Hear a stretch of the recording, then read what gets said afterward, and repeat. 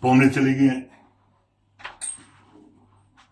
Помните ли ги тези филийки от детството ни? Поне детството на тези, дето са на моята възраст. С хамбургски салам. Хубав истински хамбургски салам. И кашкавалец. Да, може не навсякъде, не всяко семейство да са ги правили, но аз се спомням един хубав Живков хамбургски салам. Между другото, този хамбургски салам най-близко се доближава по качество до Живковия. И е така. Се режиха от широката страна на филийката. Слагаше се така.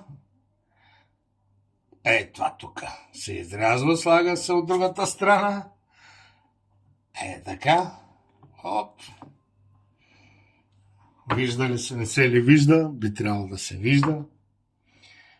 Така. Я да ги дръпна аз тези неща малко настрани. Пак не съм се организирал като хората. Пак.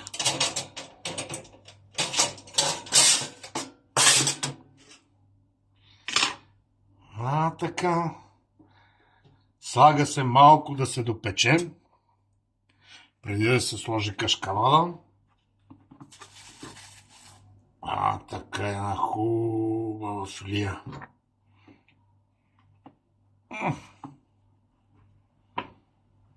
И ги слагаме вътре да дръпне.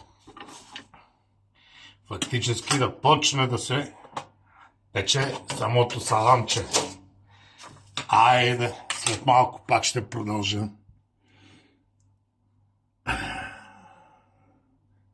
Пауза. И така. Лекичко да дръпне.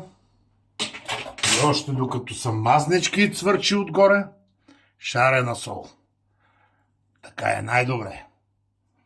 После вече ще е късно. После може саламче да се... такова.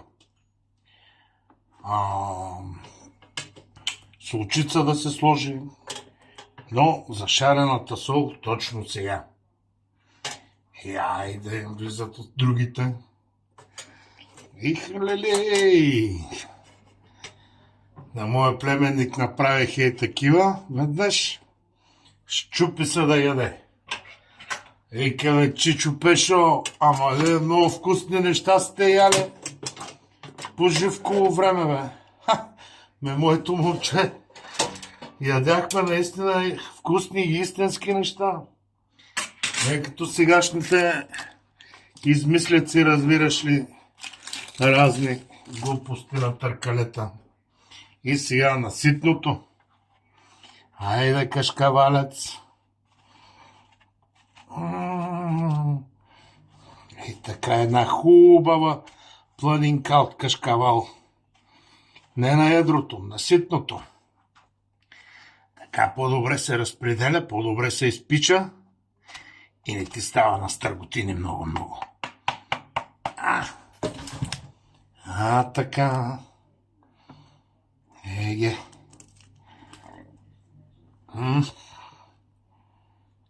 Сега ще се поуберем малко кашкавалчето.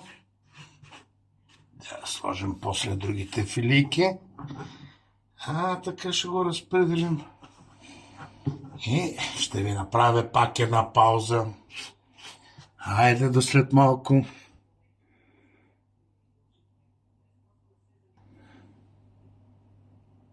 И така, моите хора,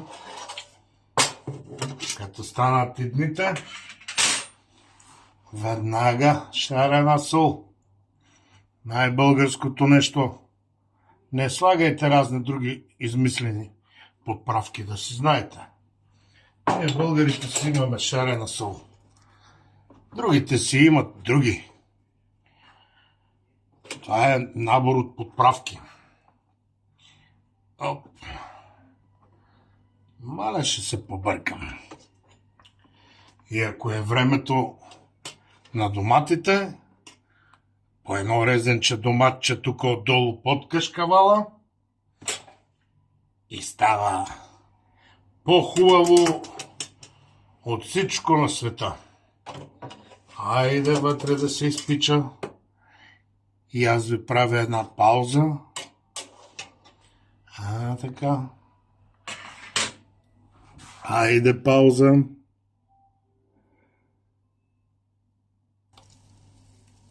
Хайде, моите хора. Най-хубавите принцеси Лели с камчия и кашкавал. Нямам домат, но вече разбрахте, като между саламчето и кашкавала се слага едно парченце тъничко доматче и става перфектно. А този колбас, те ги има два вида. Камчия и телешки, и това са на житница. Но само този дебелия на житница. Другите тънките по-не са хубави. Ето ги къде са. Кръста. Красота. Браво. Да знаете, на житница най-се доближава до качеството на живковия колбас. Тези, където са камче и това. И цената не е чак толкова жестока. И това беше от мене, моите хора. А ние с жената си похапваме една бира и ще гледаме формулата. Айде, лека!